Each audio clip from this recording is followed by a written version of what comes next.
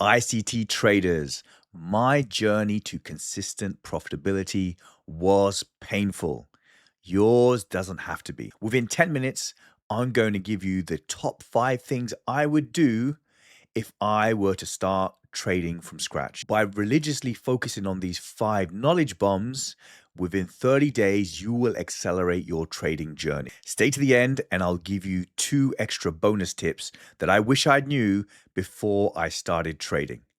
So firstly, the most important thing when it comes to your trading journey is the asset you're trading. I started off trading Bitcoin. Bitcoin was great because it allowed you to trade pretty much 24/7, but there were some serious pitfalls. If I had started my trading journey again, I would not have traded a CFD contract. What is a CFD contract?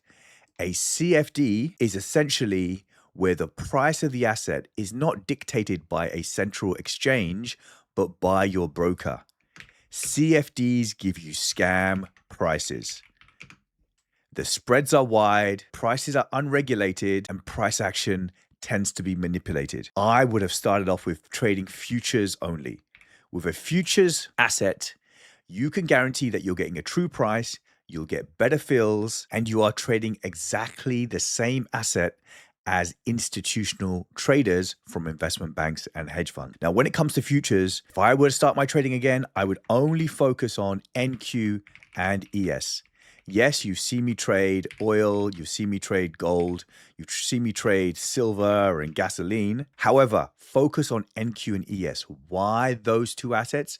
Because they are the most liquid. You can trade them on the very small time frames like the 1 minute and the 2 minute because of the high liquidity and the price action is less gappy. If you trade something like gasoline or silver, the spreads tend to be wide, price action can be wicky, and the liquidity is not there at times.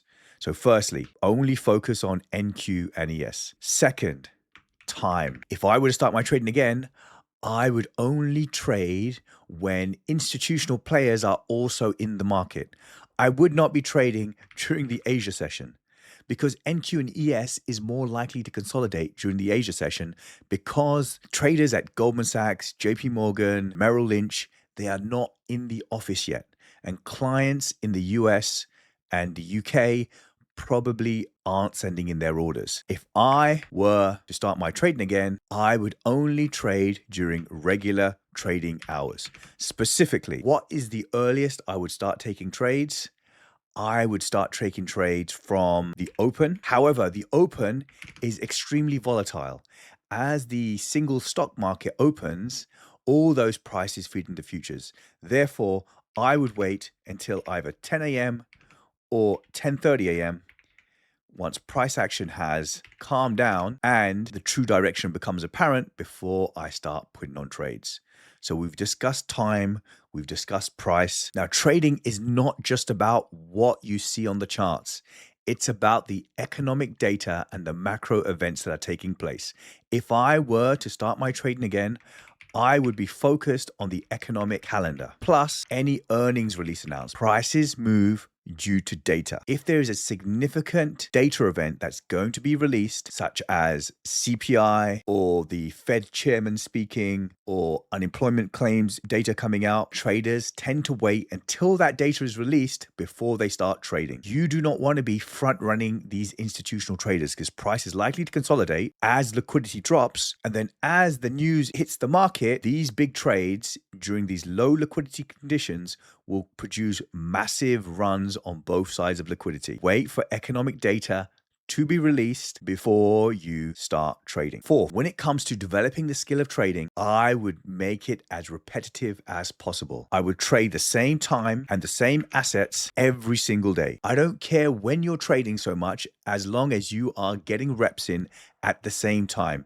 There is no point looking at the market at 2 a.m. New York time on Mondays and then trading again at 10 p.m. on Tuesdays, and then the 9:30 open on Wednesdays. The brain is fantastic at pattern recognition. But if you are looking at the market at different times during the day and different assets, so let's say you're looking at NQ on a Monday, then gold on a Tuesday, but then oil on a Wednesday, you are not going to be able to decipher what is going on. Trading is all about understanding the patterns that take place and then being in a position where you can take advantage of those reoccurring phenomena. If I were to start trading again, I would focus on looking at the market at the same times every single day. My top times would be from 10 a.m. to 2 p.m., Tuesday, Wednesday, Thursday. Why would I skip Mondays? Because Monday is fresh from the weekend. Clients have not formalized their strategies yet. That is probably what's going to happen on Monday, and those trades will be executed on Tuesday, Wednesday, and Thursday. Friday tends to be relatively quiet as traders are closing out their positions, getting ready for the weekend. By focusing on the same trading window every single day that you wish to trade, you will start understanding how the markets move. Number 5, this is the most important piece of advice I can give you, but most traders fail to do that. And that is to religiously log all of their trades. Logging trades gives you data. What gets measured gets managed. It doesn't matter if you have a 20% hit rate.